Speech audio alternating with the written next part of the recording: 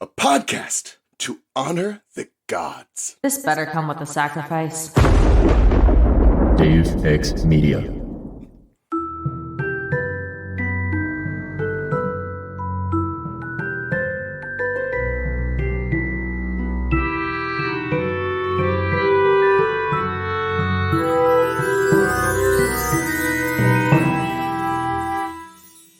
Welcome to the restricted section in which I am breaking up with Harry Potter, and it's the one breakup in my life that I have been the most stoned for, even including Joey. If you haven't done the reading, don't worry, I did it for you. Here's what we're talking about this week. Harry Potter and the Half-Blood Prince, Chapter 18, Birthday Surprises, in which the surprise is that Ron almost dies. I'm your host, Christina. My co-host today is totally in love with me, and I didn't even make a love potion. Grace, say hello to the listeners, Grace. Hello to the listeners, and hello to the love of my life. How are you? I'm doing great. How the hell are you doing, babe? I'm doing great. Doing great. You look like you... actually, in your current outfit, you look like a stagehand. Ooh, fun. She has the big headphones and a black t-shirt. It's going to need to be long sleeve, though, because you're pale, and we'll still be able to see the reflection. That's true. I'll just, hunch down in the Zoom window, so create an illusion here. When was the last time you were on the show, Grace? Oh, forever ago. I have no idea. Control F, Grace. And that's that. And that. Oh, that's today. Okay, great. Well, the last time you were on the show was, we did do the It's Art and It's Stupid episode where Zach did most of the talking. I was there. You were might there. Not remember me, but I was there. I'm deflecting to Zach because I also talked quite a bit. And Grace kept being like, You guys are right. Yeah. You guys are making some great points. But the last time you were on the show was fucking the beginning of July, Spinner's End with the Wildlings. That was so long ago. That was, so long ago. So happy to be back. Yeah, we missed you. I missed you guys. And our special guest today usually sleeps late on Wednesdays, but he's here. Michael Boothby, back again. Say hello to the listeners, Michael. What's up, everyone? How's everyone doing? We're doing good. It's funny. It's like did I see you yesterday or like the day before yesterday? It's like when you record podcasts with your friends, you're like, oh my God, how have you been? It's like, this is the third time I've spoken to you in the last 2 days. Yeah. Yeah, we got some hot pot. Oh, I love hot pot. Oh, yeah. For Haley's birthday, we did get hot pot. I said that in the last episode that we were going to. So here's the follow through. We did. and it was amazing. Good. So good. We drank some sake and some soju. And so good. And yeah, Haley's fucking toga birthday party got delayed a full week because everyone got sick at my Halloween party. Boo. Partied too hard at Halloween, destroyed Haley's birthday. No, So she's her spirits are good, and yesterday during when her birthday party was supposed to be, we went out for margaritas. So I didn't let her sit around mourning. So now we can all get sick again at Haley's birthday. Just kidding. It's out of all of our systems now. Grace, I actually brought you here because it's your fucking birthday in a couple days here. So true. Oh, yeah? Grace's birthday is November 20th. Scorpio season, baby. Ooh. I know. Can you guys believe that Grace is a Scorpio? That's actually surprising to me. To me, it is, yeah. Last time we saw each other incidentally also over margaritas. That's probably not the last time we saw each other, but because it was like 4 months ago. But at Little Mexico, remember you, me, and Mary Peyton were doing our whole star charts. Yes. And so we were talking about your rising and your moon sign, which I don't remember what they are, but they really explained it. I have no idea. Oh, you don't remember? I retained nothing. Yeah, I can't remember which is which. I think I'm a Scorpio moon and a Sagittarius rising, which really I think makes me make sense. Yeah, it's honestly to me, I feel like more of a Scorpio than Grace is. You know what I mean? Yeah, I would like agree that with spice. that. Here's the thing that's funny is maybe this doesn't make sense, but I was a premature baby. Mm-hmm. So I was supposed to be born in January, February. You were destined to be a Capricorn or a Pisces or Aquarius. I think Aquarius comes before Pisces. I don't know if that makes a difference. Probably not, but See, I was supposed think it- I was supposed to be born in August, but was born in May. So Oh yeah, because both of y'all are twins. Are twins Yeah. always Yes. born early? It is more common. It's more common, yeah. Yeah. There's more can go wrong when there's two babies. Sure. Yes, it's Instead like, get of me one. out of here, honestly. Yeah. It's like I'm already fighting with my siblings so much. I gotta get out of here, Mom. Get her Yeah. away from me. This is So actually the you- twins episode. It is, yeah. And oh my God, that's so funny, Michael, because you could have been a Leo. Right. And that sounds exactly right. Yeah. But yeah. are you a Taurus? Me? Yeah. No, you're a Gemini. You're Here's the fucking thing. I'm a Gemini double Sag. So my okay. moon is Sagittarius and my Whoa, rising. okay. And that is funny and it makes sense. The Gemini thing makes sense to me. The Leo thing also makes sense to me. And the Sagittarius, I forget what Sagittarius is. Wow, guys, welcome to Harry Potter and Horoscope. It's now an astrology podcast. we did a houses and horoscopes bonus episode. Oh, Like, yeah? it had to have been like fucking like 5 years ago. The podcast hasn't even been running for that long. Wow. We did houses and horoscopes. That was fucking June 2021 that we did that. Wow. We were so young then. I know. I saw a Facebook flashback the other day. It popped up and it was like the movie poster for Fantastic Beasts, the first one before it came out, and I had reposted it and I was like, I'm so fucking excited. I can't believe this is happening. And I was like, oh, you poor sweet child. She knows not what she says. You know, I don't think I've seen any of the Fantastic Beast movies. I think the first one's fun. Yeah. But Is it kind of it's- just go downhill from there? Oh God, yeah. And then like I do have our the podcast Yeah. has its complaints also in the form of a bonus episode. Although I do think I released that on the main feed.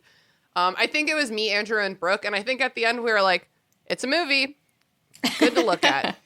Yeah. It's a shame. It's always a shame, though, especially for something like that where it's like not the main story. It's like a thing in the story. It's like, here's an opportunity to flesh out this world and make some cool characters. And instead it's like, We're gonna be done. we'll get Johnny Depp. We'll throw an A-lister in it, and we'll call it a life. Yeah, we'll confuse everyone. Oh like my honestly, gosh. it's for the best because that was slated to be a 5-film series. Really? And they canceled it the last two because it was so bad. And like honestly, that's good because we like don't want new Harry Potter content coming out. Yeah. For the But best. for me, what I Yeah. really hold on to from the Fantastic Beast movie, like the thing that to me is like the most meaningful and important that I like carry with me is how deeply, deeply, deeply fucking sexy Colin Farrell is. he's so hot in that movie. I don't know what it is. It's like, I think he does some alleyway, like throwing people up against walls. And I'm like, yes, please, Into daddy. this. I've done something wrong. That's so funny. God. Oh So my hot. gosh. Speaking of birthday surprises. Well, before we move into the podcast, I do want to remind you guys that this is now my second favorite. No, wait, I have way more podcasts than that. This is now my third favorite podcast that I run. Wow. I have a new podcast, Burn Before Reading. I've been talking about it for a long time. I think this is like my third or fourth consecutive week plugging it, but if you're listening to this, that's awesome. I love you so much. Consider also listening to Burn Before Reading. Woohoo. That's how we say it in Yeah. the intro. I want to burn some shit that I've written. I've got a lot of shit that needs to be burnt before reading. Yeah, listeners, we'll be recording with Michael with some of his work soon. I'm so you really can hear his excited. dulcet tones over on Burn Before Reading. Oh my gosh. I wanted to order some custom lighters that said Burn Before Reading, but they're fucking Are expensive. they really? It was like $120 for 30 lighters. What? I know. They're Bic. I'm sure I could find some really cheapy knockoffs that aren't Bic brand that are much cheaper. But can you trust them? You As know? a stoner, I don't want to be distributing non-Bic lighters. They're not as good. Can't trust it. People are gonna be like, they don't even know how to burn stuff with this fucking crack lighter. Damn, that's I wonder- wildly expensive though. I wonder what those are called. Crack lighters? Crack lighters. I'm sure that's like just a different Hey man, brand or can like I get a generic crack brand. lighter? Give me that crack lighter. It's No, like, no, that's not a kind bic, of man. disrespectful. I won't waste a bic on this crack. Oh my gosh. That's so stupid. It's like bring out the good silverware. Yeah. It's like no, this doesn't warrant a Bic lighter. You have like your fancy lighters sitting behind glass with your fancy bongs. Yeah. That's real, like a nice Zippo. I've always wanted a nice Zippo, but like I just lose lighters, and I'm like, I don't know if I should be given like a nice Zippo. Oh my gosh. No, Tina, I just like had a vision of you as an old woman, like with that like beautiful ornate glass, but it's just full of all of the amazing bongs. Like these rare bongs you've gathered over your life. That's my dream. Honestly, part of me and Sean's like 10 to 15 year goal is to buy another house in Richmond, but like a little bit bigger. Yeah, you know? yeah. Like this house is great, but like could be just a little bit bigger. Sure. And the one, like I have a couple requirements: bigger kitchen with an island. I cook fucking like 3 times a day. I need more. Yeah. Right. But another thing that I want is like more room for shelves, because I do want to be able to have my bookshelf, my bong shelf, and like my board game shelf. Zach and Alex in their house have this massive board game shelf, and it's so cool. And I'm like, I could probably have more than 3 board games. That would be if I cool. had to. Yeah, no, and that would be cool too to have them all on display. Books, bongs, and games, dude. That sounds like a store. I would Books, personally, bongs, and board games. Dude, Books, bongs, board I games, would go books. there. Books, Books. I got bongs, confused. and boards. Books, bongs, and boards, dude. Are you kidding me? Like it Yeah. could be a stoner Someone's video gonna come in and game. be like, hello, I'd like to buy a snowboard. And I'm like, oh, the wrong kind of board. no, no. Confused. We don't do those boards here. I'm here for this. I'll invest in that when the time comes. I will happily make that happen. I'm feeling kind of triggered right now. Grace and I used to work with an intern who all of her social media that she ever wrote, she would be like, board? She would spell it wrong. B-O-A-R-D. Buy our book. And it's like, this is horrible marketing. You There also was so don't know how to much spell. wrong. There was Oh so my much God. wrong. It was like the only reason anyone would read the books is if they were like so fucking So bored. bored. Like all caps And then bored. she also just misspelled it every time. It was rough. Yeah. It was rough, buddy. What happened?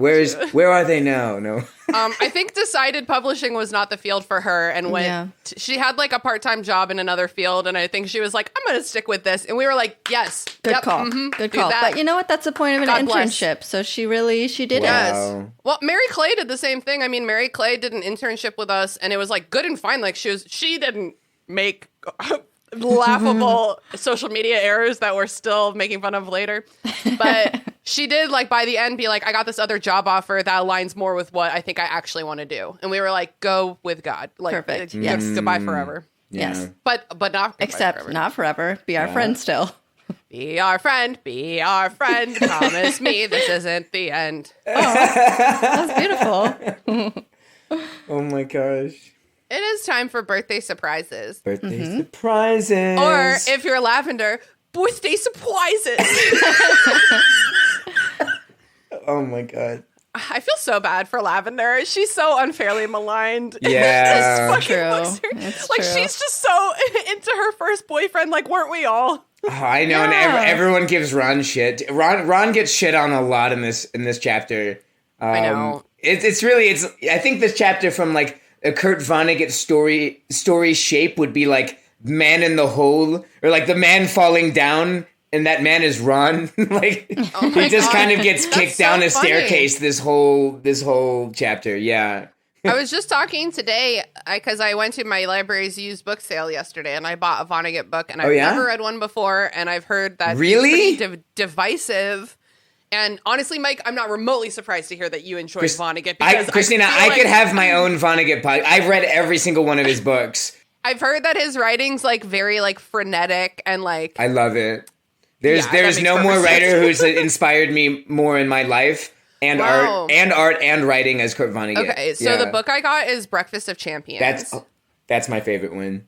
Okay, Like, so you I'll know, seriously, you can't go wrong. Like if you're gonna start somewhere, we'll go get happy hour when I'm done reading it. I would love that. I would love that. Hell yeah. Hell yeah. I love a casual book club moment. Me too. Yeah. But it's just like, I don't know, man. Like, you can't make a move in high school without people roasting you. Like, Yeah. I'm trying to remember. I mean, when I started dating people outside my friend group, which admittedly was larger than 3 people, but my friends would be like, I don't know about this. Yeah. But like, I don't think they'd be mean or like Harry I feel like Harry like thinks that he's unbiased about it, but he's like not. Like you get this vibe from the way he describes Lavender that he's like, this is sickening. Yeah, and it's like, man, like why don't you just try to like work with it? I think there is a point in this chapter where he's like, I swear to God, like if Ron is gonna be doing this, he's like, I have to call this. He's like, I'm ending this right now. I'm nipping this in the bud. Like, it was really funny. And like it's so sad to me because like some of the best friends and some of the like brotheriest people in my life have been my boyfriend's best friends. You know what I mean? I do. Like, I have always loved all of my boyfriend's best friends. And like that's a very special and privileged position to be in. You know what I mean? Like I'm in with the bestie. Yeah. And I think like what's very interesting is I've been on the other end of this, and I can say like throughout my high school, like my best friend Joey Garcia, love Joey if you're listening, I love you, dude. No, I really, I know but Joey, we grew up in Orlando. We still talk every week. Joey will just call me. Oh, he's a Florida man. He is, yes, through and through.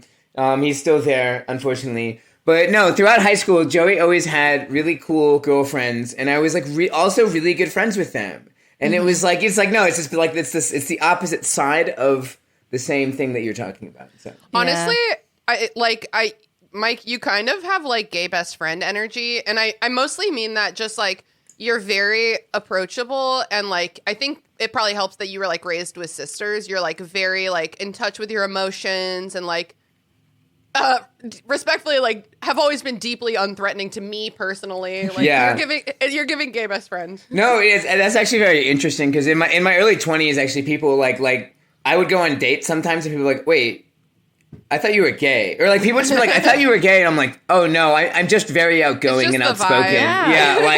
Like I'm not like, right, when you think of like a man, it's like that's not me. And a big thing is, and I'm only bringing this up because we've talked about this on the pod before, but like we know you because you went on a date with Brooke and then she wasn't interested, and you very nicely were like, okay, cool, can we still be friends? And like so many men would not react to that the right way. See, and that's in my book. There's a whole chapter about that in my book of just like, right, what is online dating? It's like Message with Purpose by Michael Boothby. Swipe Dating Simplified, guys. It's still on Amazon. It's still out there. I got my copy. Nice. Signed copy. Did I give you one? I have like three. I have like 3 left. I bought a bunch of those last summer. I'm like, I'm gonna get back in the book game and just hustle these books. And I did sell quite a few of them. I would just go out to bars and like sell them for people for like $20 and shit. Oh shit! That's about to be my technique. Get them when they're drunk. Yeah, I mean, honestly, I should just bring these to festivals and just when people are in the lounge vibing with me, be like, here's a book. It's $20. Like, yeah, totally. It's okay. I'm working on another book, but that's not why we're here. We're here because years ago, an author wrote a book. About Harry Potter. The funny thing about, I was going to talk about Harry Potter, but... Do it. Fucking do it. See if I care. See if I care. No, I just think the funny thing about Harry's particular position is that he is a child of divorce, and Hermione and Ron are mom and dad, and they're bickering. For a second, I was like, what are you talking about? They're fucking dead. The ultimate divorce death. No, that's facts. You're right, and he's like, I'm gonna remain neutral by not taking sides. And it's like, I don't think he understands that like neutrality is a side. Yeah, it is. It is. So looking at you, Switzerland. Mm-hmm. Yeah, that's a good comparison. I was just thinking, right? I was like, how does the trauma of our characters affect their decisions in this chapter? Oh God, so much in every which way. So Harry is telling Ron and Hermione about the task that Dumbledore gave him. Yeah, fucking separately. He's like, it is like having divorced parents. It's like, can we just get in a group chat so I know who's picking me up from school? You know what's really funny? I did try to start a group chat with all of my parents because I have 4, and like, I think my dad was like, actually, we're not going to do that. I was like, Dad, that's bananas. My mom would fucking murder me. Admittedly, my parents have been divorced and remarried much less time than yours have. Yeah, but yeah, my it's mom been would so long fucking for me. murder me if I put her in a group chat with my stepmom. Wow. Oh my God. That's him. Yeah. Well, yeah. That's her Dynamics, choice. you know. That's her choice. Yeah. Parent politics, love it. Happy upcoming holiday season, everyone. Gotta Yeah. love having 4 parents. Yeah. Oof. I do not envy. I mean, Sean and I have 4 sets of parents because there's fucking both of our parents are divorced and remarried. That's a lot, dude. It's cool. His mom moved to Idaho, so they can't ask us to come for Christmas anymore. True. We went earlier this year, and it's like, all right, see you in 5 more years when we Right. can afford to come back to fucking Idaho. Idaho. That's out there.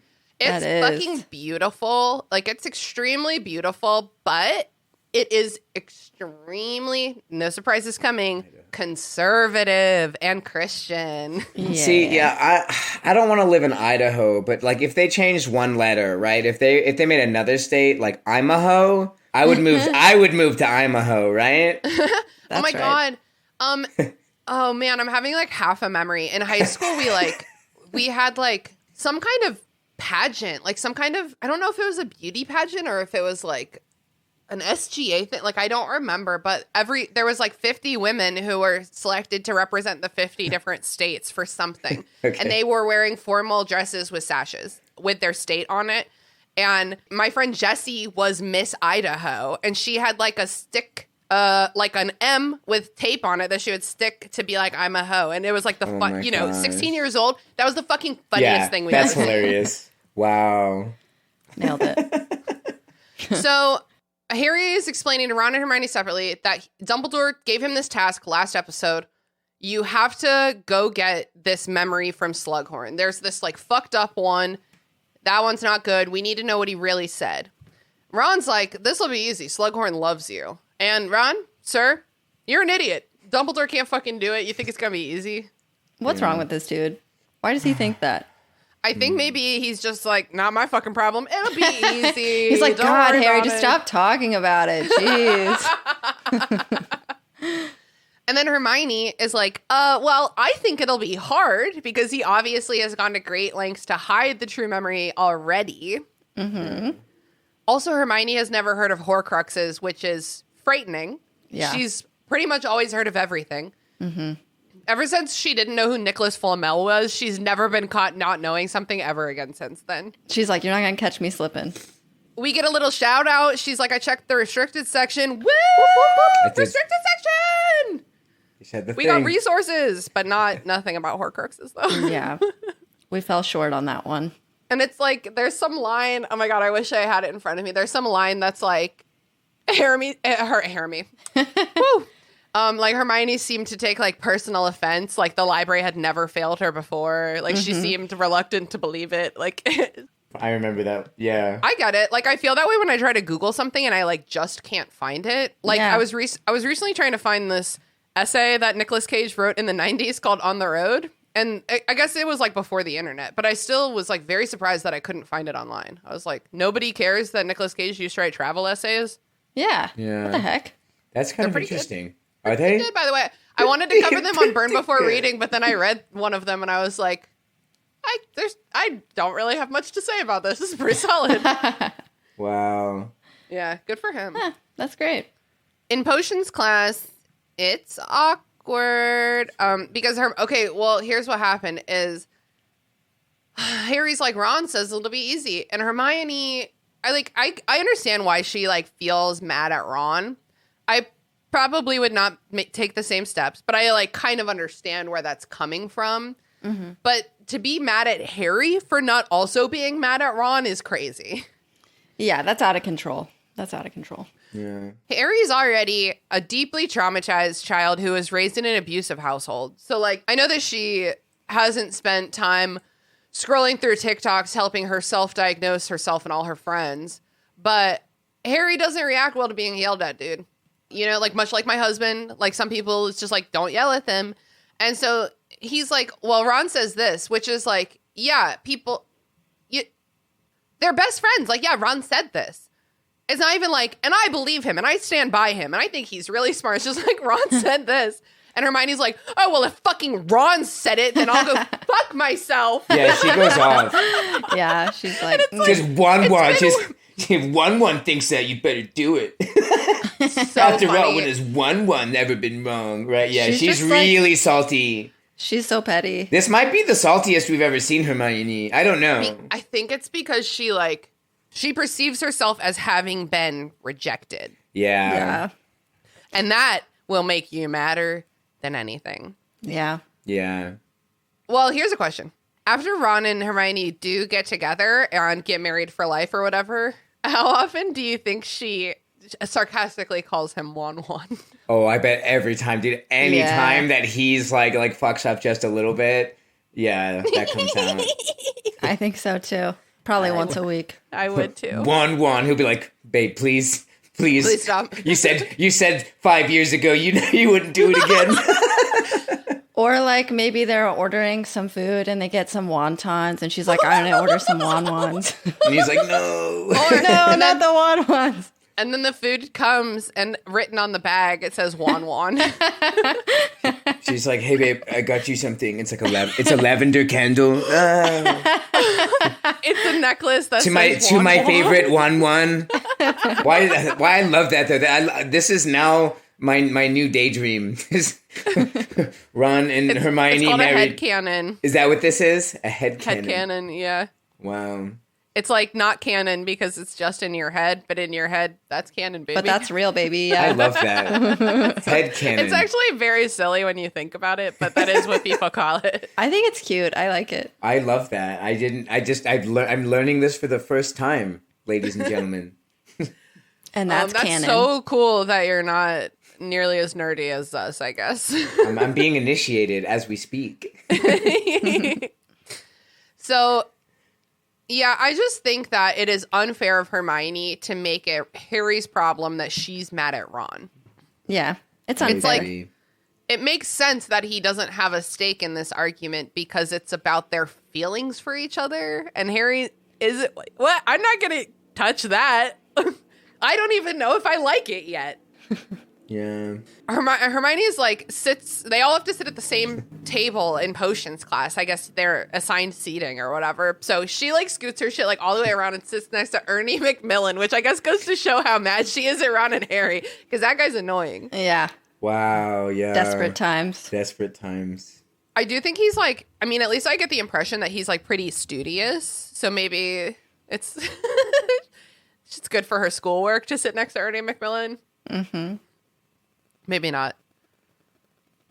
So they're tasked with creating antidotes for various poisons. So it's like, what I'm getting is that these are like complex poisons. They're not just like straightforward. Like they have more than one thing going on or something. And so like the task is to figure out like what elements are in these poisons and then create an antidote that will resolve like all of those things. It's something about like the sum of the antidote is like greater than the separate elements of the poison, like something like that. Yeah. You feel me? That's how I understood it as well, but I felt it was very confusing. Yeah, I have no idea. I am honestly as ignorant about potions as Harry himself. The funny thing is that in this section, Slughorn is like, this is almost alchemical, which like alchemy is like barely real in this universe. Like Nicholas Flamel could do it. Yeah. But it's like, at least in this universe, it's like, oh, potions is a hard science. And then Slughorn's like, this is almost alchemical. And that's, I feel like him being like, it's almost just like magic. I also do like that in the book that Slughorn is like going off about this and literally just like cuts off and the characters are like, what the fuck's going on? And then it's like, and so children. And then they're like, oh God, this is what's going on. I don't know. It definitely feels like being in like an upper level class that you like were not quite prepared for. Which quite honestly, like I did have an experience with that. My senior year of college, like I was like taking French, and I've had the same experience with both Spanish and French, but it's like the gap from intermediate to advanced is just like so large that like quite literally it was like a double block class. And the teacher was just speaking in French the whole time. I had no idea what she was saying. And then at the end, she was like, anyways, your homework is to read like 20 pages of it. And I was just like, I literally cried. I cried on the bus back to my apartment because I was like, I have to cancel this class. Like, because I also felt really stupid. And I'd never had to do that before. It's the but I'm worst like, feeling. But I was just like, I felt like I was set up to fail though. And it's like, that's why I've always felt about like language classes. Like languages to me is like my potions class. I'm just like, I'm trying so hard. And it's like, my mind is just like, I'm going to forget all of this. Mm-hmm. Yeah, for me, it's like math, where it's like, try as hard as I might, it's never going to truly click. Yeah. Grace, did you ever take any like classes that kind of smacked you in the face with how hard they were? Yeah, definitely. And it's one of those things where you feel like you can never, like once you start feeling like you're not understanding it, it's like really hard to overcome that and like get to a point of understanding. Yeah. Like you just feel like you're falling behind. Totally. Really I remember sad. I was doing in college like an upper level world literature class. Wow. And I remember it was one of those teachers who would assign readings, you know, however many, definitely more than one, of like translated poems and stuff. Every week she would assign these readings and she would give you a quiz to make sure you had done the reading. Ugh, and I was that. doing the reading. I was doing the reading and I was failing the quizzes because I was like having a hard time with like comprehension. Y'all know that I'm not good at poetry. I'm too literal for poetry. And so I was like failing these tests and I was reading through the readings like 3 or 4 times. Yeah. And so I went to her office hours, the teacher, and I was like, "Hey, I'm having this problem. What do I do?" And she was like, "You need to read them more." And I was like, "Hey, bitch, I feel like 3 or 4 should be plenty." Yeah. And then I think I stopped going to that class because of exactly what you described, Grace. I was like, well, I'm not being offered any help and I'm like failing so hard. Like, I don't feel like there's an answer here. Yeah. I don't really understand that way of thinking with teachers because I just feel like if a student is coming to you personally during office hours, especially because that's like what they're You're required. For. Yeah. Yeah. And to just be like, oh, read it more. Like, what are you doing? Have you tried reading more? Actually, very helpful. Thank you. Ivy took that class with a different teacher, totally different experience. Yeah. I also had a bad time when I took my first advanced grammar class, which like they don't truly teach you in beginning and intermediate grammar, and like they don't teach it to you in like an explicit way in American public schools. You're supposed to just like pick up on certain things. So when I took my first like advanced grammar class with like sentence diagramming and like stuff, the first teacher I had was Bulgarian. And like, I really, I'm not here to be like, fuck foreign teachers. But if you are being taught English and it's already like conceptually like distant from your, like I'm already reaching for it. And she had a very thick Bulgarian accent. And I was like, I don't know what you're saying to me. But then I took it again with a different teacher and it, you know, A++. So that's crazy. Teacher will make all the difference. It's true. Wow. Anyway, I've been ranting for a long time. I'm right there with you, though. I'm just like, in my mind this whole time, I'm like reliving all these like traumatic school moments where I like thought I was smart and I was like, nope, you're actually not that smart. Yeah. Humbling for sure. Gifted kid syndrome. I was like, guys, like, you don't understand. Like, I was one of those kids who like, I got straight A's up until my junior year of high school. Yeah.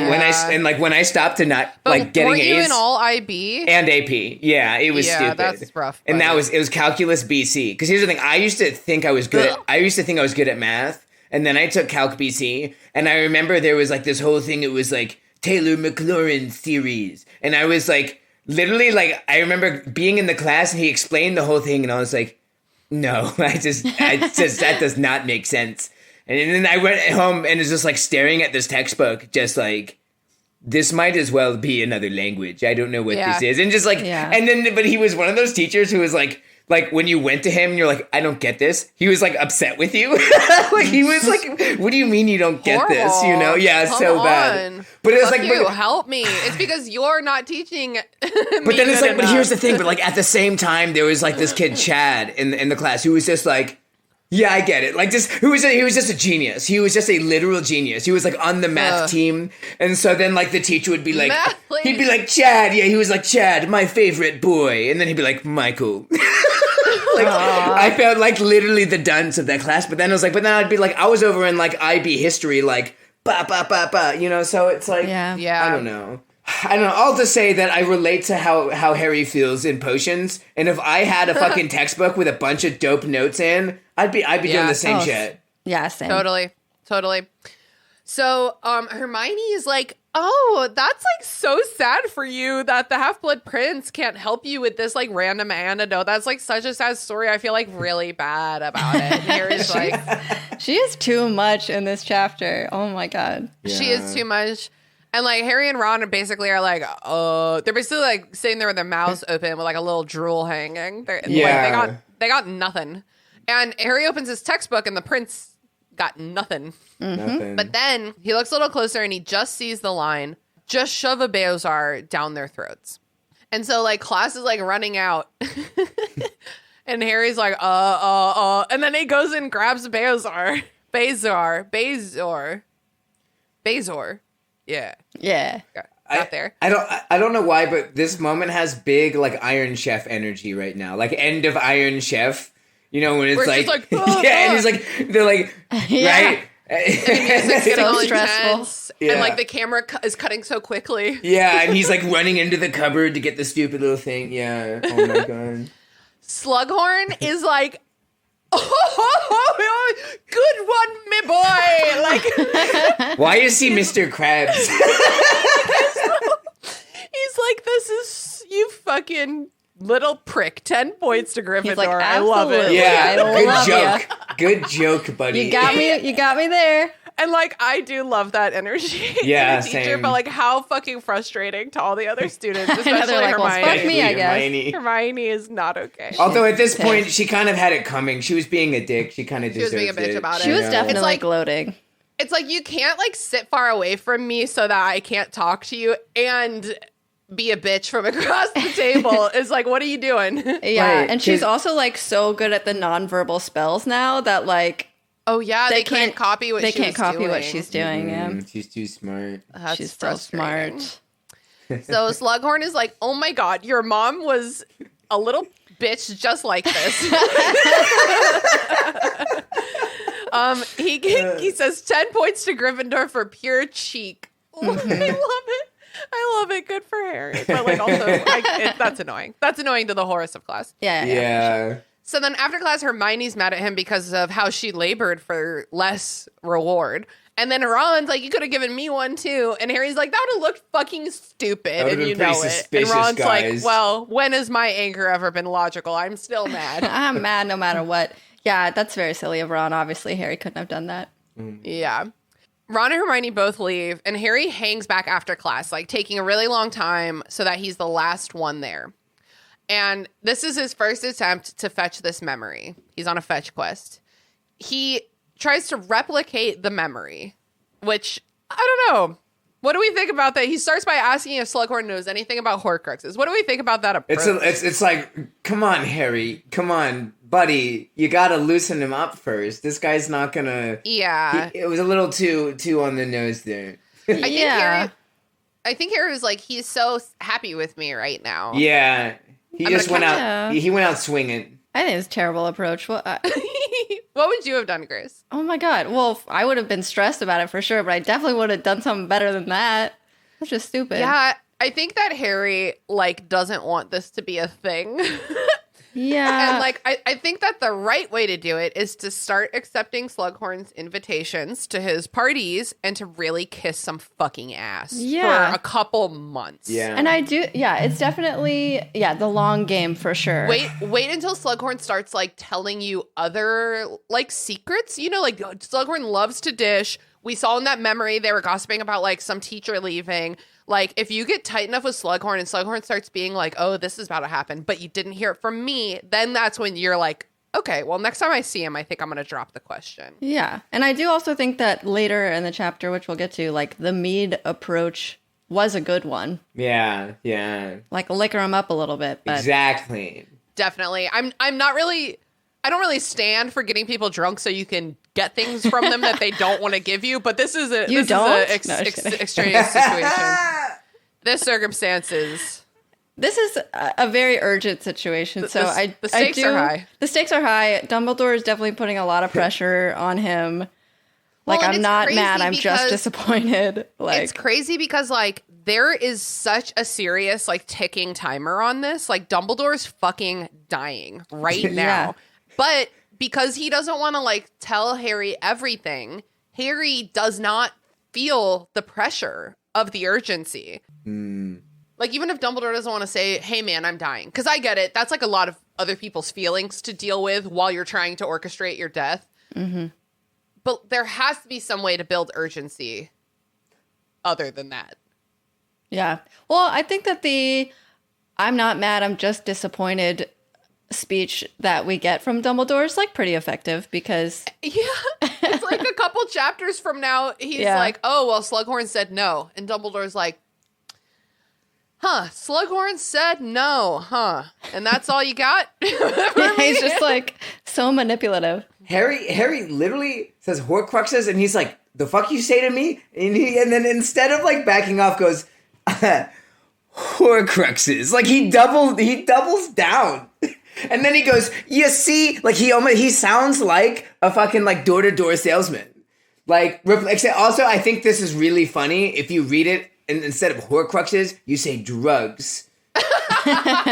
Do you know anything about methamphetamines? Slughorn froze. His rounded face seemed to sink in upon itself. He licked his lips and said hoarsely, what did you say? I asked whether you knew anything about drugs, sir. You see, I went to a festival with Ron, and we had quite a good experience. Dumbledore put you up to this, whispered Slughorn. He was not genial anymore. Funny. It's really funny. Yeah. Shocked, that's terrified. Really That'd be like a meme. That'd be a good meme. Yeah. There's like a lot of good things you could put in there. There's exactly, you insert anything bad. Yeah. Do you know anything about the Israel-Palestine conflict? He's like, yeah. What did you ask me? He's like, I know nothing about that. Dumbledore puts you up. Do you know anything about butt sex? And he's like, I've never heard of butt sex in my life. How dare you, Harry? Come into my office and talk about butt stuff. I will not. Parties are canceled. All the parties are canceled from now on. He's like, I'm about to get canceled. Truly. Okay, this is my favorite. I think I am going to meme that. This is why you invite me on. We're finding the memes. We're finding the memes. And memes are forever. So Harry's like, hey man, do you know anything about drugs or Horcruxes? And Slughorn is like, what? Dumbledore put you up to this? And Harry's like, oh no, I'm just curious. And Slughorn's like, fuck you, fuck off. And he leaves immediately. Got shut down. Shut down pretty hard. Next several day montage. Ron and Hermione are still mad at him separately, which, come on, Ron, get the fuck over yourself. Now is not the time. And then Harry doesn't broach the subject again with Slughorn, and everything seems to go back to normal there. You know, you can never tell. Are you mad at me? He's waiting for another party, aka what I said he should do, but Slughorn doesn't seem to be hosting right now. He's taking a little break. And Hermione has gone through the whole school library and can't find anything about Horcruxes. So time's just slipping away. I do really love the joke of, like, there even was a book and it mentioned it. And then said, we will not speak of it. like that. That was a really fun. It still is a very funny joke to me. It's like, I finally found someone talking about drugs in the restricted section. Right. No, like, it's like DMD. It's like, it's too horrible. I will not speak of it. Do you guys remember, like, as a kid, you would, like, hear these words and you would know that there was something about them? Like, that's a bad word. Like, I'm not supposed to say that word, but you, like, don't know what they are. Dude, when Dare came to my elementary school, it made me so excited and interested in every drug. I was like, wow, they really put a lot of money into, like, convincing me to not do these things. Oh my God. I really want to do them now. There's an episode of Bob's Burgers where there's, like, a little skit assembly, and it's, like, a fucking, like, performance art about how you shouldn't smoke cigarettes, and Bob's like, I kind of want a cigarette. Right, yeah, exactly. Oh my gosh. I was texting my friend group the other day, something about, we were all supposed to go to the Halloween parade, and then we all were too cozy and cold, and we were like, no, we all bailed. And I was like, guys, we're getting so old. And Courtney was like, bitch, we did club drugs like 3 days ago. And I was like, club drugs? Oh my God, that's a dare term. You're so old. Oh, man. The snow melted around the school as February arrived, et cetera, et cetera. We get a notice of our first apparition lesson. Apparition lesson. The ministry apparition guy, explains it a bit. Before you can get very far, though, Malfoy gets called out by McGonagall for arguing with Crabbe. So Harry's like, I'm going to stand right next to him. Don't be suspicious. Yeah. He wiggles through the crowd. It's like, don't mind me. Harry quite literally is just like a bad detective. He's so stupid. awful. He's just like a bumbling detective. He's bumbling. Okay. Well, hold on. We'll get there. Yeah. So, no. It happens right now. So Malfoy's talking to Crabbe. Harry doesn't get the information he's looking for. And then he's like, well, I fucking hate you, bitch. And Malfoy's like, I'm not even worried about you in this book, dude. I'm really not worried about you in this book. Oh my Yeah, gosh. it is so funny how much Malfoy does not Give a see fuck. Harry as a threat at all. Yeah, he's like, oh, this fucking... the rivalry is not there anymore. Yeah. Draco's very distracted, and Harry almost is like, come chase me. He's like, pay Yeah. attention to me. Please, I'm bully here. me, I'm here. Say something racist, I dare you. He's like, but Malfoy, doesn't my scar look awfully weird today? So Malfoy is saying, he's like, it's taking longer than it should. I don't know how much longer I'll need. We don't know this, but he's talking about the vanishing cabinet. He's trying to fix it, which must be really hard. It must be as hard as it is to fix things in the real world where you can take apart components and see how they go together scientifically. Fixing something magical, it's what do you just keep petting it with your wand and murmuring things until it works? Yeah, I have no idea. I don't even know how he's getting the knowledge base to even attempt to fix it. Maybe his parents or Voldemort himself, but he can't consult with them. Maybe he was just given, you teach someone how to fix watches and then you're like, okay, go fix watches. Yeah. But I don't know. They had to manually break a different cabinet so that Draco could practice fixing it. Yeah. So, and yeah, Harry literally is like, well, fuck you, I'm here. And Malfoy's like, okay. All right. I'm very distracted right now. So the instructor teaches us about the 3 Ds: destination, determination, and deliberation. Would not be the 3 Ds I would have chosen. Drugs, dick, and dogs.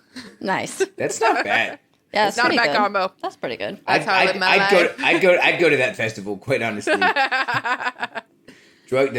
Hey, you come to the drug, dick, and dog festival? There's gonna be all 3 of those? Yeah. Yes, Say I'm less. there. Take Yeah. my money. Drugland, Dogland, Dickland. Oh my god. Dickland. I'm like X-rated Walt Disney. Why?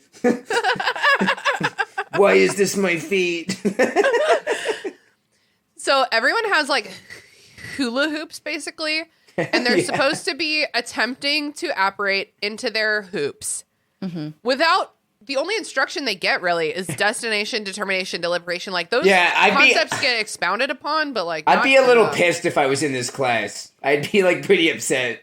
I would too, especially because there's no mention of the possibility of splinching They let until that be it a happens. Fucking Susan Bones, dude. Susan Bones gets let down. Which, first of all, LOL, her bones are splinched. That- But I have a theory, and I don't usually like to give this bad of an explanation to stuff, but I feel on some level, if you know you can get splinched, that might make it more likely that you will get splinched. You know what I mean? Interesting. It's like the law of You're attraction. thinking about it. Yeah.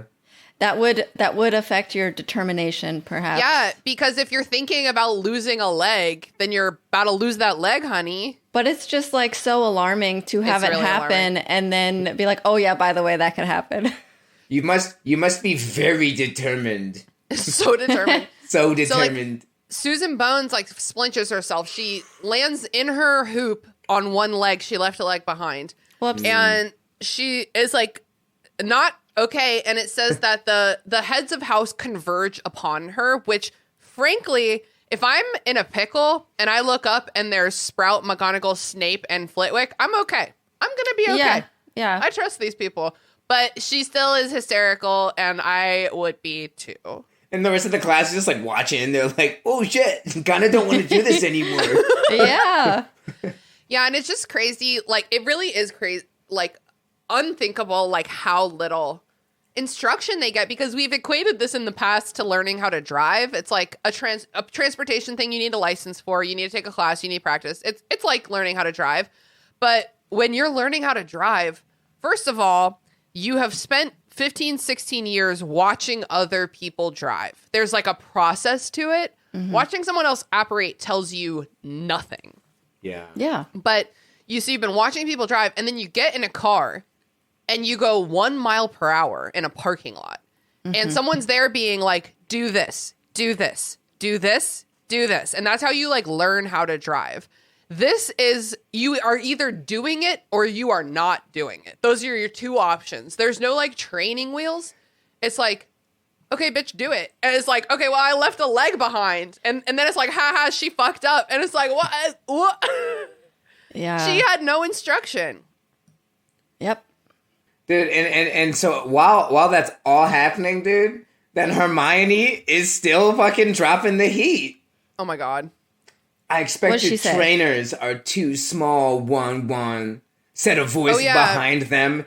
And Hermione stalked past smirking. Dude, she's like a little cat. I was going to say like fucking Nala. Yeah, big Nala energy. Nala gets pissed a couple times and is like, remember when she is about to eat Timon and Pumbaa? That's the energy.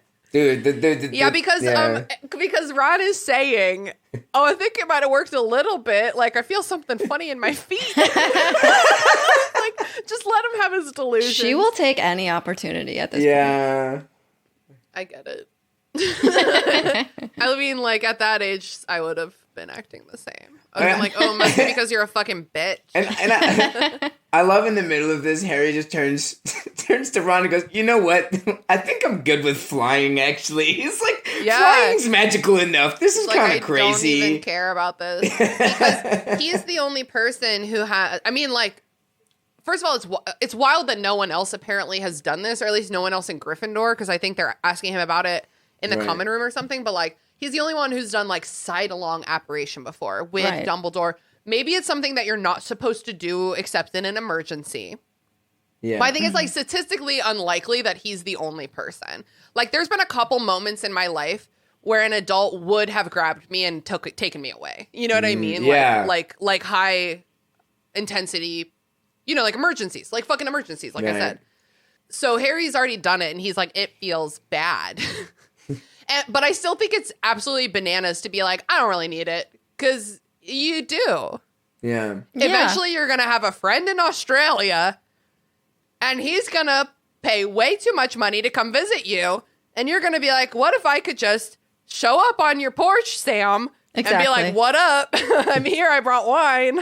And both of my legs. And both of my legs, probably. Hopefully. So after the lesson, Harry and Ron go to get the Marauders map. And Harry's like throwing stuff out of his trunk because he hasn't needed the Marauders map so far. And Harry, like my husband Sean, like a lot of, respectfully, men I've known in my life, doesn't see all of the things that happen when he does that. And as he's putting stuff back, he like doesn't get everything. But that'll probably result in nothing. Don't worry about it. February turns into March. Incredible. As it does. So Harry's like consistently stalking Malfoy now. Like what are your whereabouts? Like where are you located? And he consistently gets caught doing nothing. Yeah. Yep. Suspicious. Don't be suspicious. Don't be suspicious. But the one suspicious thing is that he sometimes totally disappears from the map. And Harry has what I consider to be an uncharacteristically logical thought of maybe there's too many people on this fucking map and I can't find him. Yeah. But it is interesting that as obsessed as he is with following Malfoy, he doesn't see the moment of disappearance ever. You know what I mean? Because he's going into the room of requirement, and I think Harry would realize that if he saw where he disappeared. Right. Yeah. But he's like searching the map, like in between classes, like taking too long in the bathroom. Right. It's like day trading, right? He doesn't have time to stare at the chart all day. He's like, oh, what's the start? Okay, I guess I'll, oh no, he's gone again, right? It is kind of like monitoring the stock market. At least from what I remember when Sean, experimented with that for like a year or two, a couple years ago, and then he like luckily lost interest because I had to hear like hour by hour updates about like the micro adjustments in his money. I have a whole I don't care about this micro adjustments in his money. Oh my Microcap Magic. That's the name of my dad fucking wrote a book, and it's called Microcap Magic, which is that a stock book? Term. Your dad wrote a stock book? Yes, and we have an agreement. We have an agreement that we don't have to read each other's books. That's so funny. But the book, the indie book publishing, he doesn't know yet, but I dedicated it to him, and he better fucking read it. Wow. But he doesn't read novels, so we have an agreement. He doesn't have to read my novels. I don't have to read his fucking stocks book. Yeah. Tina, I'm very excited for your book. I pre-ordered it. I know, you sent me a screenshot. I'm honored. I know. Well, I'm working on my second book, so it's like I want to do it right this time. It's like such a meta. It's like a book about. I made a book about how to make a book. Yeah. It's like Exhibit A, the book in your hand. This one. I mean, there's a lot of beautiful. There's a lot of money in that, dude. There was a guy actually when I was writing Message with Purpose in New Zealand in 2016. There was a guy whose email list I was on. His name is Jeff Goins, and he has like that's his whole thing. Is like he's published several books on like how to write and how to make a business writing and stuff, and so it's like, but like that kind of writing is what helped me write a book. Yeah. I don't know. It's like write what you know. Yeah. That's for damn sure. Yeah. And I sure did. I wrote it all down. Outside of this book, I don't know anything. Don't ask questions. Just kidding. Wan. I'm just kidding. So speaking of Wan, the next Hogsmeade trip was supposed to take place on Ron's first canon birthday ever. Mm-hmm. He's turning 12 finally. I think his birthday is March 1st. Is that 1st, right? yes. Because it's Mike Hardison's birthday. Yeah, I noticed and that is actually, okay, that's fucking sad because, like, Mike knows people forget that March 1st is coming because February is short. So, like, more than anyone else, Mike's birthday gets forgotten. And we never fully forget it, but sometimes it's like, Jesus Christ, it's in 3 days. It sneaks up. It really does. Whereas, like, Mary Peyton's birthday is Halloween. So it's like, we fucking know when it's coming. Gracie's birthday is on the 20th, and we're recording this episode. We know it's coming. Yes. We know it's coming. So, like, that whether or not he's noticed it, like, probably his parents have, like, forgotten about his birthday until last minute. Like, probably people forget about his birthday. I'm sure that that's true. That sucks. That's one of the worst birthdays you can have, I think, outside of, like, the week around Christmas and February 29th. Yes. This next Hogsmeade trip was supposed to be on Ron's birthday, but it was canceled, I guess because of Katie being cursed. Yeah. And Katie is still in St. Muggo's. It's been 3-4 months, maybe 4 months. Has it been that long? It was before Christmas. Whoa. And now it's March. Wowie. Dang. Do we hear eventually when she... Yes, because Harry goes to her immediately. So let me just see Silver and Opals. I'm going to see if I can get a more specific date. They go to Hogsmeade. October. It's halfway through October. It's fucking halfway through October. Yo. I thought it was later than that. So November, December, January, February. It's been 4.5 months. Yeah. Damn. So she needs to repeat 7th grade or year 7 or whatever. Sorry. I've been having this new problem where I have to clear my throat like every 5 seconds when I'm recording. It's like a new problem that I'm phlegmy. Keep the phlegm. It's annoying as hell. An excess of phlegm. Nailed it. It's me. And I drink so much water when I record. I have to pee so bad right now. Like, I cannot drink more water. Oh, no. What a vicious cycle. It really is. On Ron's birthday, we wake up. Ron is excitedly opening his presents. Harry, frankly, could not care less about Ron getting presents. He's looking for Malfoy on the map.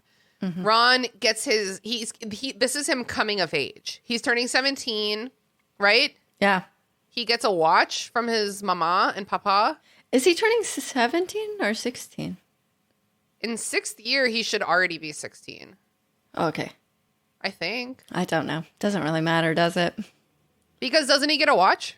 Yes. Mm-hmm. That's a coming of age gift. That's 17. Oh, he's definitely coming of age. I just didn't know which age it was. Oh, it's 17.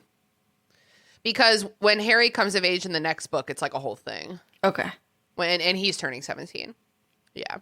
Ron picks up a package of chocolate cauldrons that appears to have fallen off of his present pile, but it actually was flung out of Harry's trunk when he was looking for the Marauders map, and 5 boys didn't notice for weeks that it was sitting on the floor. I think that it happened this very day, though.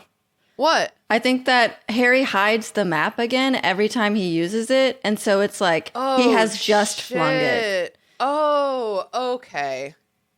Frankly, a box of chocolates could sit on the floor of a dorm of 16-year-olds and not be noticed. Yeah, it could have happened, but I'm pretty sure that didn't happen. That makes way more sense. Yeah. That makes way more sense. So Ron's like eating these chocolate cauldrons that are Harry's, and like if you didn't know this was coming, you would not have been tracking the cauldrons. But they were given to Harry by Romilda Vane, who was obviously trying to dose him with a love potion. Yeah. So Ron eats the chocolate cauldrons and then starts acting weird. The first sign of red alert is that he is not hungry. Yeah, doesn't want to go for breakfast. He doesn't want to go to breakfast. He's like spacey. He's dreamy. Weird. Like weird for someone like Ron. And then he says, I can't stop thinking about her. And Harry's like, that's fucking nasty. He's like, absolutely fucking not, dude. This is crazy. So then basically it comes out that Ron has been love potioned accidentally by Romilda Vane. Yes. I don't know if I'm shocked that Harry didn't just like dispose of those chocolate cauldrons when he got them. Why not throw them away? Why wouldn't you throw them away, dude? Yeah. Mike, would you have thrown them away? Like a box of what you are completely sure are poisoned love potioned chocolates? I don't know. I might have kept those around for just like, the right moment. I don't know. Trying to dose myself on some love potion at night. I don't know. It's like it's Saturday at the festival. You're like, guys, got some love potions. Don't know. That's actually really funny at a festival. I mean, that's basically like Molly. Yeah. Oh my gosh. But it's like they're even stronger now because he received them from her like months prior. They strengthen with age conveniently. Yeah. It's really funny, Mike, because the last time you were on, we were also talking about love potion. Were we really? Yeah, because it was the lesson where they were... Oh. Like the Slughorn lesson where they're... Remember we got into like a fight with Mary Clay because she said that my love potion would smell like fucking cat poop? Oh right. My God. Man, listening to that one back, I was like, this is fun. We're having fun here. We're having fun. That is one of those where we were like shouting at each other. First of all, Mike, I feel like I learned something about you that day because Mary Clay and I started shouting at each other and you just kind of like sat back with this resigned look on your face. And I was like, I forgot he has sisters. This is the man. This is the face of a man who has lived through many a girl fight. Oh, yes. And then as it was happening, I was like, that feels like it doesn't sound good. But then I listened back to it and I was like, it's kind of funny. It was kind of funny. Kind of funny. Ron has been accidentally love potioned by Romilda Vane. Who is that again? Who is she? She's just some random hoe who I'm so sorry. She's a woman. No. She's love potioning. She's some random hoe. She's some random hoe. Yes, exactly. Trying to dose Harry. She's trying to make Harry Potter fall in love with her. Oh, she's like, dude, she's like one of those girls that like tries to like fuck like the NBA star and like poke holes in the condom. Like this is like that, but for Hogwarts. Yes. You know? I mean, it's similar because it involves like non-consent and stuff like that. It's a snaky energy to it. I don't like up. It. Yeah. Yeah, we don't like coercion. We don't like coercion.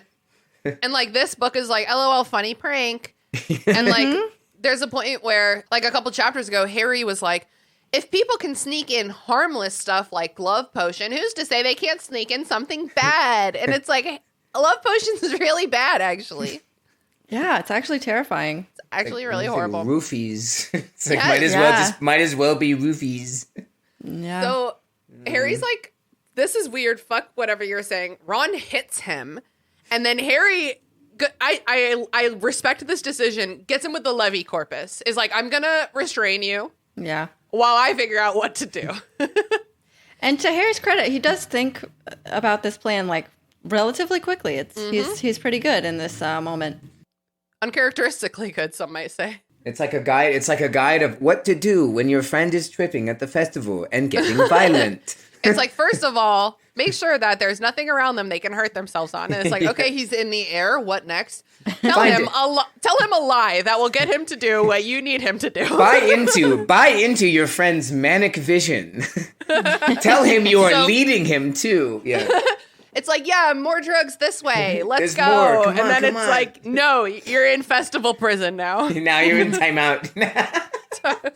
So not that happened to Michael Boothby or anything. Oh, it did. So Harry goes into fix-it mode. He says, Romilda is in Slughorn's office. Let's go.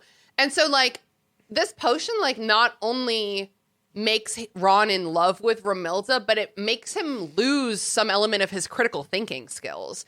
Because why the fuck would Romilda be in Slughorn's office at 8 o'clock on a Saturday morning? Yeah, I mean, he does question it. He's like, why? And then Harry's like, oh, because she's taking extra potions classes. And Ron's like, yes. Yep. Sure. Maybe I could take those too. That would be cool. So they go to Slughorn's office, and they pass Lavender, who gets like some blow by. She's like, 1-1, and he's like, go away, I'm off to find Romilda. And Harry, no matter how much I didn't want no matter how much I didn't want my friend to be with this person, I would still be like, he's fucked up. I'm handling it. Maybe I wouldn't say like he got dosed on I don't want Lavender touching this. Yeah. So I would try to say something where it's like, I got it. We'll be right back. He's not himself. Don't worry. Like I would say anything, but Harry's just kind of like shrugs. LOL. So they knock on Slughorn's office. He's sweepy. He's like, Harry, I usually sleep in on Saturdays. It's very funny. It's very Taurus of him. He's like, I sleep in. Harry explains, my friend has been love potioned. Slughorn's like, fuck, love potions do strengthen over time. So this is fine. So Ron's like tripping out. Slughorn and Harry are like kind of cutely validating his experience. They're like, oh, yeah, you love her. Yeah, tell us about her. Like, that sounds cool. But Slughorn's, like, making the antidote. Mm-hmm. Yeah. And so Slughorn makes this antidote. Ron takes it. The movie of this scene is so well done. Like, I think that we've talked before about how Rupert Grint is, like, a bit of an overactor. And the way that Ron is written in the movies really is a disservice to his character. But Rupert Grint does his best with what he has, and his facial expressions are incredible. And in the movie, his lovesick puppy dog face turning into like abject, incredibly lucid horror is so fucking good. Yeah, he killed that. It's so good. So Slughorn opens a bottle of mead that he had intended to give it to Dumbledore for Christmas, and he's like, oh, I forgot about that. Guess we gotta finish it. Saturday morning. Yeah, literally Saturday morning before breakfast. It's like, bro. Harry, if you're gonna wake me up early on a Saturday, I'm partying. Like at least give him a coffee with some Kahlua in it. You Yeah, know what I like a mean? little Mead Irish is really coffee. 9 a.m. mead. I don't think I've ever had wine other than like bubbly, like mimosas. I don't think I've ever had wine before noon. Same. I've had beer before noon. Well, Yes. beer's different. That is different. Beer gives you life. That's carbs. That's how you energize your day. Beer for breakfast. Beer for breakfast. This is so good. So Slughorn's like, here's alcohol, child who just went through a physical and emotional ordeal. And Ron's like, and he drinks it all up. And Harry can tell something's wrong before Slughorn does. Harry is like, oh no. Oh God, something is happening. Mm-hmm. And Ron starts seizing. So scary. And it's really scary. Like, if this were happening to one of my friends, I don't know if I would be able to react as quickly as Harry. Like, I would have such an emotional response to this. Yeah. Yeah, me too. I feel like it would definitely have taken my brain a lot longer to like catch up to what was actually happening. Well, and my brain would probably go, oh God, something horrible is happening. Thank God I'm with a teacher who will solve it. But Slughorn, in his defense, just woke up. and he like freezes with confusion because Slughorn is stuck on like does not compute. Like what on earth is happening? But Harry's like, I'm a Gryffindor. We must take action. And thank God he does. Because he goes to grab a Bazar from Slughorn's little potions kit and he gives it to Ron. And the chapter kind of ends there. Like it's like okay, I guess he's not dying, but like in the movie, Ron goes, "These girls are gonna kill me," and we're like, "Oh, he's okay." Yeah. Oh, there's our Ron. But the books do not give us that line. The books are like, "And it was bad." Yeah, like it's like questionable. Like Ron might die. Yes, this is, and I think that like when we see him in the next chapter, I haven't read ahead, but like I think it's like, he's in the hospital wing. He's for sure. He's not okay. Yeah, he's not good. And his whole family comes. Yeah. Oh, the next chapter's fun. Yeah, this book is fun. This book is so fun. Yeah. Oh my God. So that's the end of the chapter. Michael, is there any favorite moments, like anything that we didn't get to, like any final thoughts? No, I don't. I don't think so. You know, I think I covered everything. We did it. Yeah, I think we did it. I just want to point out one more time the mention of the restricted section, just because we love to see. Woo! Yeah, I did. To see it. Yeah, I forbidden knowledge. I did when I was rereading it. I got excited when I saw the restricted section. Hell yeah! I love this chapter. I think it's a lot of fun. I think that like Ron being poisoned in this way because like non-consensual substance that you could ingest, that's a poison. I think that it really kind of ties together everything that is so good about this book because it's like silly and it's a little bit funny. Like Harry's experience at the beginning of his episode is like funny, being like, he hit me and I can't even be mad at him. That sucks. Yeah. And it touches on the like romance love stuff because of Lavender and the love potion. And then it is extremely dark and dire, which I also love about this book is that it's like truly getting dark. That is so true. Yeah. Yeah. It's a little microcosm of the bigger picture here. Which is back when I read these books, I liked that every book as it went on just got darker than the last. Like, I mean, because I also was like, I was the same age as all these characters. I was growing up right with these characters, and like my life was starting to get more real too. So I always appreciated that. Have you seen, I'll show you, I think you've probably seen this image before, share screen. You've probably seen this image before of like every frame of Harry Potter condensed into like a panel, and you can like see how they get darker and darker and darker. Like visually, the movies get darker and darker. Wait, really? That's very interesting. Isn't that cool? Yeah. I'll put a link to this picture in the show notes. But like it like very literally and also like figuratively gets darker. Mm-hmm. Awesome. Well, Michael, where can people find you on the internet? Guys, you can find me on Instagram. It's Michael Boothby. I also have a YouTube channel. I think it's Michael Boothby Creative. You can also find me at Lovewise Media on Instagram, which is my festival production company. We go to festivals. We set up a sweet lounge for people to hang out in. We do free workshops. We provide divination and content creation services. So awesome. Look out for that. Hell yeah. What's something that you've been reading, playing, listening to lately, other than Struck Work, that you think the listeners would enjoy? What am I playing right now? Oh, I've been playing this game on PS5, Weird West, and it's a lot of fun because it's like the Wild West and the occult, but it plays almost like Fallout 2. It's like an isometric shooter. Ooh. But it's also like a simulator as well. You can like rob a bank, you can rob a gun store. It's pretty cool. And there's like zombies and shit. And yeah, I don't know. Check it out. It's if you like Wild West and occulty RPG shooters, then check it out, you know? Awesome. Hell yeah. Grace, where can the people find you on the internet? They can find me at Wildling Press on all of the socials. And also check out our podcast, How Do I Book? It's a really fun time. Yeah. What have you been watching, reading, listening to, playing? None of those things. Oh, okay. I'm Baking? Baking? I'm gonna hit y'all with another recipe, My Time to Shine. The people love it. Well, I hope so, because I've got nothing else. So I don't know if anyone is like me and buys Halloween candy after it goes on sale after Halloween. But if you have leftover Halloween candy, you should bake some cookies. A Page of Positivity, that's Paige, has a really very scrummy leftover Halloween candy cookie recipe that I super recommend. I made them and they're so good. Hell yeah. I want those. I want that. Good. Sounds awesome. Really good. I've been your host, Christina. You know where to find me. And this week I'll plug Cat Quest 2. It's a 2-player, like very cute little cartoony cat game where you just go like sword fighting. One of you has to be a dog, even though it's called Cat Quest 2. That's fun. I made Sean be the dog. I was like, I'm not being the dog.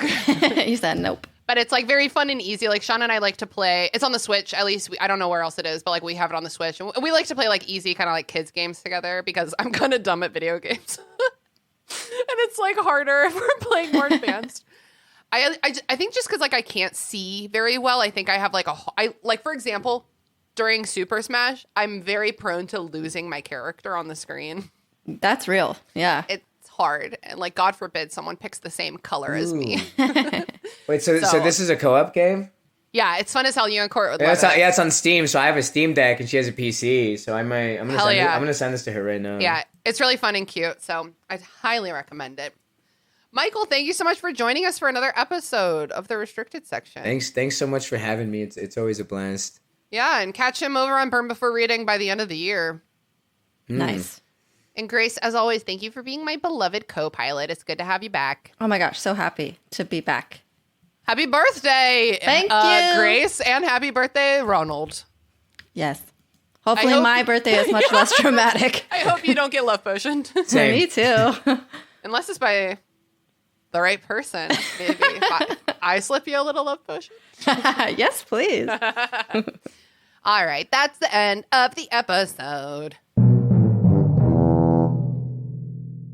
That's it, potheads. Thanks for listening to the Restricted Section. This podcast is produced and hosted by me, Christina Kahn. Our theme music was produced by Ryan Kahn. Our logo was designed by Michael Hardison. Please connect with us on Twitter @RestrictedPod, on Instagram @RestrictedSectionPod, on Facebook @RestrictedSectionPod, or in our Facebook group, The Restricted Section Detention Crew. Join our Patreon to get access to our Discord server, our bonus episodes, and other cool perks.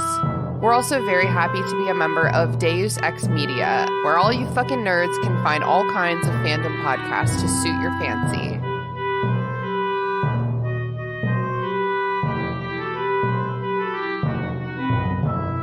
I'm Christina Kahn. And I'm Leela Hilton, And this is Burn Before Reading, the podcast about shiterature. We're here to examine the terrible writing we did when we were younger. Like that school project you were really proud of. Or that poem you wrote when you got dumped. Well, how about that apology letter you wrote to your mom when you got into that fight? Or the song you recorded before you knew how to write music. Okay, don't at me. And we're here to talk about other cringy literary topics along the way. Like the Library of Alexandria. And Dewey Decimal. His name was Melville Dewey. Oh, well, do we want to get the clips rolling? I don't think I ever recovered from this in terms of being cool. Why did I say any of this? I do like the drama. So there is actually quite a bit to unpack here. Oh, all this drama was so addictive as a teenager. There's no punctuation to it. I'll start with that. I actually have no memory of this. There were so many lies that I was telling it. It's not terrible. No one really taught me how to write a good short story. That was a journey. Listen to Burn Before Reading Every Wednesday, wherever pods are cast. In Haley's words, that's not enough people to justify wearing togas. Well, and that's a great point. Can you imagine? Just like 5 people just hanging out in togas.